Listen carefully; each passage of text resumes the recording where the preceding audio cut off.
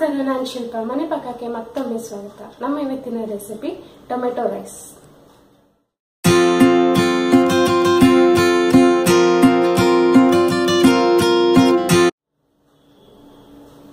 Tomato rice ಮಾಡುವ ತುಂಬಾ ವಿಧಾನಗಳಿದಾವೆ. ಪ್ರತಿಯೊಂದು ರೆಸಿಪಿನೂ ತುಂಬಾ ಚೆನ್ನಾಗಿರುತ್ತೆ. ನಾನಿವತ್ತು south Indian style tomato rice ಮಾಡೋದು ಹೇಗೆ ಅನ್ನೋದನ್ನ ನಿಮ್ಗೆ ಹೇಳ್ಕೊಡ್ತಾ ಇದ್ದೀನಿ. ಹೋಮ್ ಮೇಡ್ ಸ್ಪೈಸ್ ಪೌಡರ್ ಅನ್ನ ಮಾಡಿಕೊಂಡು ಇದನ್ನ ಮಾಡಬಹುದು. ತುಂಬಾ ಈಸಿ ರೆಸಿಪಿ. ಏನೇನ್ ಬೇಕು ಅನ್ನೋದನ್ನ ನೋಡ್ಕೊಂಡು ರೆಸಿಪಿ ಶುರು ಮಾಡೋಣ. 1 ಕಪ್ ಅಕ್ಕಿ, ಸಾದಾ ಮನೆಯಲ್ಲಿ ರೆಗ್ಯುಲರ್ ಆಗಿ ಯೂಸ್ ಮಾಡುವ ಅಕ್ಕಿಯನ್ನ ತಗೊಳ್ಬಹುದು. 1 ಕಪ್ ಗ್ರೀನ್ ಪೀಸ್, 2 ದೊಡ್ಡ ಈರುಳ್ಳಿ ಸಣ್ಣದಾಗಿ ಹೆಚ್ಚಿಕೊಂಡಿರೋದು, 4 ದೊಡ್ಡ ಟೊಮೆಟೊ ಸಣ್ಣದಾಗಿ ಹೆಚ್ಚಿಕೊಂಡಿರೋದು, 1.5 ಟೇಬಲ್ ಸ್ಪೂನ್ ಕಡಲೆಬೇಳೆ, 1.5 ಟೇಬಲ್ ಸ್ಪೂನ್ ಉದ್ದಿನಬೇಳೆ, 1 ಟೇಬಲ್ ಸ್ಪೂನ್ ಎಳ್ಳು, 1 ಟೀ ಸ್ಪೂನ್ ಕೊತ್ತಂಬರಿ, ಅರ್ಧ ಟೀ ಸ್ಪೂನ್ ಜೀರಿಗೆ, 3 ರಿಂದ 4 ಲವಂಗ, ಅರ್ಧ ಇಂಚು ಚಕ್ಕೆ, 7 ರಿಂದ 8 ಕಾಳುಮೆಣಸು, 6 ರಿಂದ 7 ಒಣಮೆಣಸು, 3 ಟೇಬಲ್ ಸ್ಪೂನ್ ಎಣ್ಣೆ, ರುಚಿಗೆ ತಕ್ಕಷ್ಟು ಉಪ್ಪು, 7 ರಿಂದ 8 ಕರಿಬೇವಿನ ಎಲೆಗಳು. ಮೊದಲಿಗೆ ಅಕ್ಕಿಯನ್ನ ತೊಳೆದು ನೀವು ದಿನಾಗ್ಲೂ ರೆಗ್ಯುಲರ್ ಆಗಿ ಹೇಗೆ ಅನ್ನ ಮಾಡ್ತೀರೋ ಆ ರೀತಿ ಅನ್ನ ಮಾಡಿಕೊಂಡು ಅದನ್ನ ಒಂದು ದೊಡ್ಡ ಪ್ಲೇಟ್ ನಲ್ಲಿ ತಣ್ಣಗಾಗೋದಕ್ಕೆ ಆರೋದಕ್ಕೆ ಬಿಡಿ. ಮುಂದಿನ ರೆಸಿಪಿ ಹೇಗೆ ಮಾಡೋದು ಅನ್ನೋದನ್ನ ನೋಡೋಣ. ಹಾಗೇನೆ ನೀವು ಹಿಂದಿನ ದಿನದ ಅನ್ನ ಉಳಿದಿದ್ರೆ ಆ ಉಳಿದ ಅನ್ನವನ್ನ ಸಹಿತ ನೀವು ಈ ರೆಸಿಪಿಯಲ್ಲಿ ಉಪಯೋಗಿಸ್ಕೊಳ್ಬಹುದು. ಮುಂದಿನ ರೆಸಿಪಿ ನೋಡೋಣ.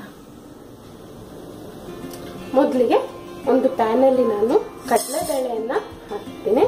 ಕಡಲೆಬೇಳೆ ಅರ್ಧ ಹುರಿಯೋವರೆಗೆ, ಸ್ವಲ್ಪ ಬಿಸಿ ಆಗೋವರೆಗೆ ಮೊದಲು ನಾವು ಇದನ್ನ 1-2 ನಿಮಿಷ ಹುರ್ಕೊಳ್ಳೋಣ. ಕಡಲೆಬೇಳೆ ಒಂದ್ ಸ್ವಲ್ಪ ಬಿಸಿ ಆದ್ಮೇಲೆ, ಒಂದ್ ಸ್ವಲ್ಪ ಪರಿಮಳ ಬರಕ್ ಶುರು ಆದ್ಮೇಲೆ ನೆಕ್ಸ್ಟ್ ನಾವು ಇದಕ್ಕೆ ಉದ್ದಿನ ಬೇಳೆಯನ್ನ ಸೇರಿಸ್ಕೊಳ್ಳೋಣ.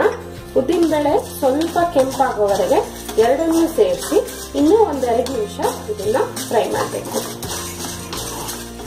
ಈಗ 2 ನಿಮಿಷ ಆದ್ಮೇಲೆ ನೆಕ್ಸ್ಟ್ ನಾವು ಇದಕ್ಕೆ ಜೀರಿಗೆ, ಕೊತ್ತಂಬರಿ, ಲವಂಗ, ಚಕ್ಕೆ, ಕಾಳುಮೆಣಸು ಹಾಗೂ ಎಳ್ಳನ್ನ ಹಾಕೊಂಡು ಕೇವಲ 2 ರಿಂದ 3 ಸೆಕೆಂಡ್ ಎಲ್ಲ ಒಟ್ಟಿಗೆ ಬಿಸಿ ಆಗೋವರೆಗೆ, ಎಲ್ಲ ಒಟ್ಟಿಗೆ ಮಿಕ್ಸ್ ಆಗೋವರೆಗೆ ಇದನ್ನ 1-2 ಸೆಕೆಂಡ್ ಹುರ್ಕೊಳ್ಳೋಣ.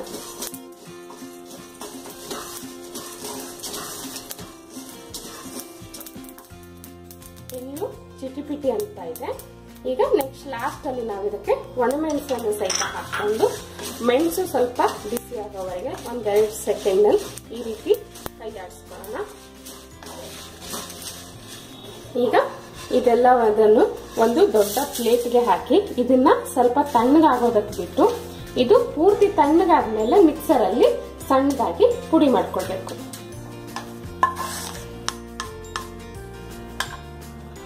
ಈಗ ನಮ್ಮ ಮಸಾಲಾ ಪೌಡರ್ ರೆಡಿ ಆಗಿದೆ. ಇದನ್ನ ಬದಿಗಿಟ್ಕೊಳ್ಳೋಣ. ಈಗ ನೆಕ್ಸ್ಟ್ ಒಂದು ಬಾಣಲೆಯಲ್ಲಿ ನಾನು ಎಣ್ಣೆನ ಬಿಸಿ ಆಗೋದಕ್ಕೆ ಇಟ್ಕೊಂಡಿದ್ದೀನಿ. ನೆಕ್ಸ್ಟ್ ಇದಕ್ಕೆ ನಾನು ಸಾಸಿವೆ ಕಾಳನ್ನ ಹಾಕ್ತಿದ್ದೀನಿ. 1 ಚಮಚ ಸಾಸಿವೆ ಹಾಕಿ, ಸಾಸಿವೆ ಚಿಟಿಪಿಟ ಅಂದ ತಕ್ಷಣ ನಾವು ಇದಕ್ಕೆ ನೆಕ್ಸ್ಟ್ ಕರಿಬೇವಿನ ಎಲೆಗಳನ್ನ ಹಾಕೋಬೇಕು. ಕರಿಬೇವಿನ ಎಲೆಗಳು ಹಾರುತ್ತೆ.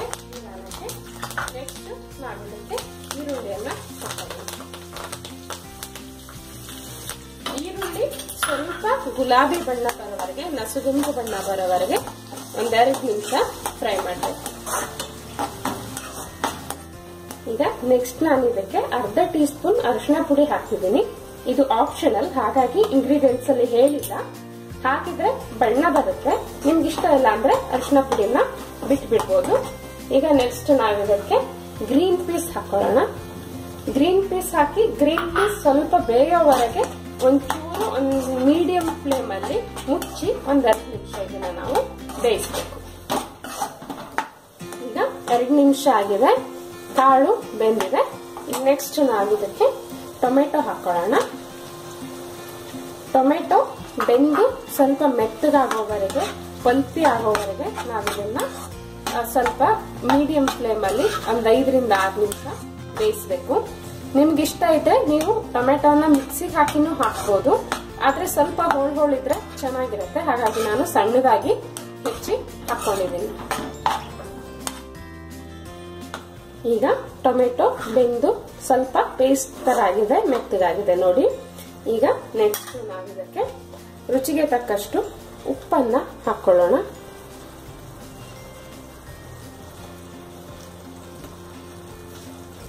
ಹಾಗೇನೆ ನಾವು ಮಾಡಿಟ್ಕೊಂಡಿರೋ ಮಸಾಲೆ ಪುಡಿಯನ್ನು ಸಹಿತ ಹಾಕೊಳ್ಳೋಣ.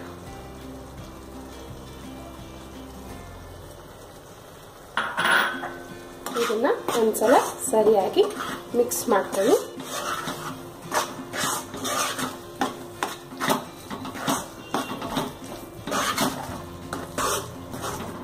ಈಗ ನಾವು ಇದಕ್ಕೆ ಮೇಲ್ಗಡೆಯಿಂದ ಅನ್ನ ಹಾಕೊಳ್ಳೋಣ.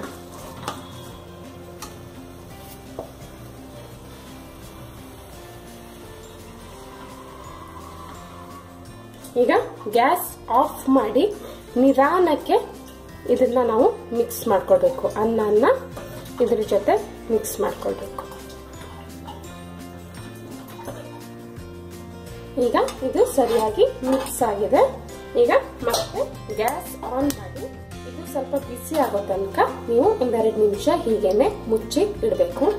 ಟೊಮೆಟೊ ರೈಸ್ ಸ್ವಲ್ಪ ಒದ್ದೆ ಆಗಿ ಮಾಯಿಸ್ಟ್ ಆಗಿ ಮುದ್ದೆ ಆಗಿದ್ರೆ ರುಚಿಯಾಗಿರುತ್ತೆ. ಉದುರಾದ್ರೆ ಅಷ್ಟೊಂದು ರುಚಿ ಆಗಲ್ಲ.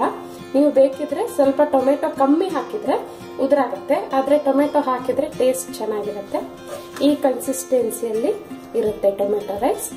ಈಗ ಇದನ್ನ ಮುಚ್ಚಿ ಒಂದ್ 5 ನಿಮಿಷ ಬಿಸಿ ಆಗೋದಕ್ಕೆ ಬಿಡೋಣ. ಈಗ 5 ನಿಮಿಷ ಆಗಿದೆ, ಟೊಮೆಟೊ ರೈಸ್ ರೆಡಿ ಆಗಿದೆ. ಗ್ಯಾಸ್ ಆಫ್ ಮಾಡಿ ಇದನ್ನ ಸರ್ವಿಂಗ್ ಡಿಶ್ಗೆ ತೆಕ್ಕೊಳ್ಳೋಣ.